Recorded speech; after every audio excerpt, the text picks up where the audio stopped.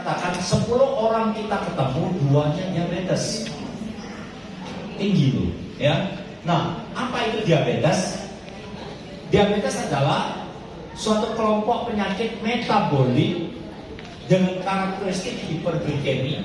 Kadar gula tinggi yang terjadi karena kelainan sekresi insulin, kerja insulinnya nggak baik atau dua-duanya, mengeluarkan insulinnya terganggu atau kerja insulin yang tidak baik. Nah, oleh sebab itu kalau kita lihat pankreas kita sebesar apa sih? Pankreas kita sebesar jari telunjuk kita ini. Organnya kecil, tapi pengaruh tubuh kita maha dahsyat. Ini organnya kecil, sebesar itu. Persis lokasinya di lipatan usus 12 jari. Tapi dia bisa mempengaruhi tubuh kita dari atas sampai ke bawah. Coba kita lihat. Bahkan sampai bisa merenggut nyawa kita. Normal, diabetes itu bisa faktor keturunan. Keturunan itu tidak harus dari orang tua atau orang tua kandung ya, oh bapak atau ibu. Mungkin bapak ibu normal, nah dulu kakek neneknya juga ada keturunan diabetes. Dia lompat satu generasi. Terus kalau Anda tanya, jadi diabetes berapa generasi sih? Teori mengatakan 7 generasi. Bisa muncul. Ya. Oleh sebab itu, kalau ada keturunan diabetes, kita harus hati-hati sudah. Warning, ya. Kemudian faktor lingkungan. Ini berbicara apa? Gaya hidup, makanan, olahraga, termasuk stres. Makanya sudahlah, zaman sekarang tidak perlu banyak stres. Lebih baik tidak punya uang, nggak apa-apa, yang penting hidup sehat. Ya. Tapi kalau bisa hidup sehat, banyak uang ya. Benar-benar pintar, pintar. Oke. Nah, diabetes itu apa? Insulin kurang jumlahnya atau insulin kurang baik kerjanya sehingga menyebabkan diabetes, ya. Oke. Ini kayaknya sudah jam-jam gelisah. Proses normal kalau kita kerja makan satu piring nasi atau nyemil, ya, burger apa, masuk ke perut, diproses metabolisme di dalam usus dan dibawa ke dalam hati jadi glukose, masuk ke pembuluh darah, terus dirubah masuk ke dalam sel untuk bekerja jadi energi. Itu normalnya. Ya, sekarang kita lihat yang tidak normalnya.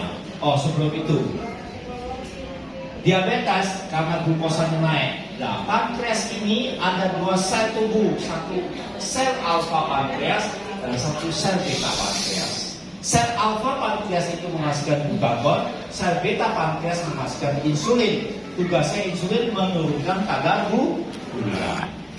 Oke. Nah, diabetes tipe 1 yaitu diabetes karena keturunan.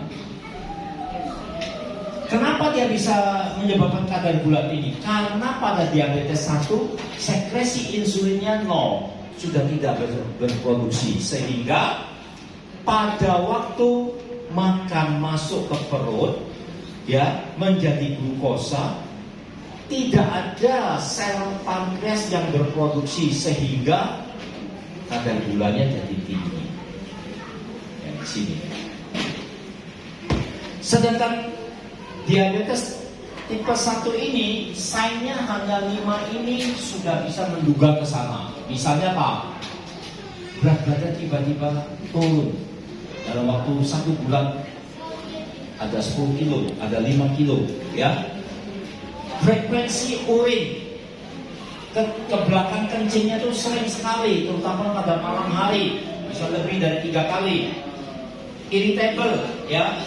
Pada beberapa kasus diabetes, irritable itu artinya dia mudah stres, ya, mudah sensitif, ya. Kemudian blur vision, matanya jadi kabur, ya, mata kabur, dan juga kadang-kadang mengeluarkan bau mulut yang tidak enak. Itu tanda-tanda diabetes tipe 1. Nah, sorry, di bawah ini penting ini. Cuma diabetes tipe 1 itu 10 dari 2 orang. Tapi kalau diabetes tipe 2 hampir 90%. Karena diabetes tipe 1 adalah dari keturunan, diabetes tipe 2 dari pola makan dan pola hidup. Ya. Oke. Sekarang diabetes tipe 2, Anda lihat di sini. Diabetes tipe 2 itu ada insulin, ya, ada insulin, ada makanan, tapi makanannya lebih banyak daripada insulin sehingga insulin tidak cukup merubahnya menjadi energi masuk ke dalam sel. Akibatnya kadar gulanya naik. Jadi ada 2 perbedaan ya. Kalau tipe 1 sel hormon insulinnya tidak berproduksi sama sekali. Kalau diabetes tipe 2 ada hormon insulin tapi tidak banyak, sedikit. Sehingga tidak bisa mencukupi. Oleh sebab itu, pada orang diabetes tipe 2 tidak boleh makan banyak. Nasi atau karbo itu 7 sendok maksimal. 7 sendok. Bukan 17 sendok. Bukan juga 70 sendok, ya. Oke. Nah, ini diabetes tipe 2 gejalanya apa? 3 di antara 10 gejala ini sudah perlu dicurigai, ya.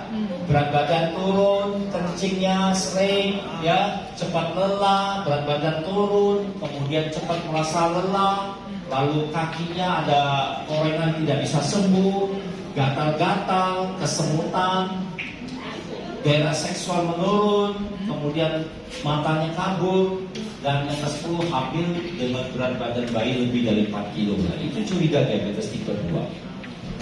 Ya. Rata-rata saya temukan ada, terutama pria ya, pria yang sudah kena diabetes tipe 2, 1, 2, 3, 4, 5, 6, 7, 9, 10, dia bilang ya ada. Ya. Yang ini yang dia fokuskan. Datang ke dokter, dok, kalau bisa kasih obat penguat dong. Tapi tidak cerita kalau dia diabetes. Itu sering sekali. Nah, kalau sudah demikian, mau kasih obat seks penguat kayak apa kalau diabetesnya tidak diobati? Tidak mungkin ada sinyal lagi. Ada jinak. Yang ketawa saya agak paham. Sebab malam-malam tidak boleh cerita yang terlalu eksplisit, ya. Oke. Nah, jadi ini patofisiologinya. Tipe 1, tipe 2 itu sama karena berujung pada kekurangan kadar gula yang akan menyebabkan defisit insulin, lalu lemaknya menurun, liposit meningkat. Makanya dari tipe 1, tipe 2 orang diabetes yang gemuk lama-lama akan jadi kurus kering. Kenapa orang diabetes gemuk jadi kurus kering? Anda bisa tahu dari patofisiologi. Karena energi sumber makanan yang masuk dibatasi. Dia tidak boleh makan banyak gitu. Tapi dia tetap harus butuh energi kan untuk kerja. Nah, kerja energi itu dibakar dari lemaknya. Ototnya diambil untuk keperluan energi. Lama-lama ya jadi lumit. Lumit itu tinggal tulang sama kulit.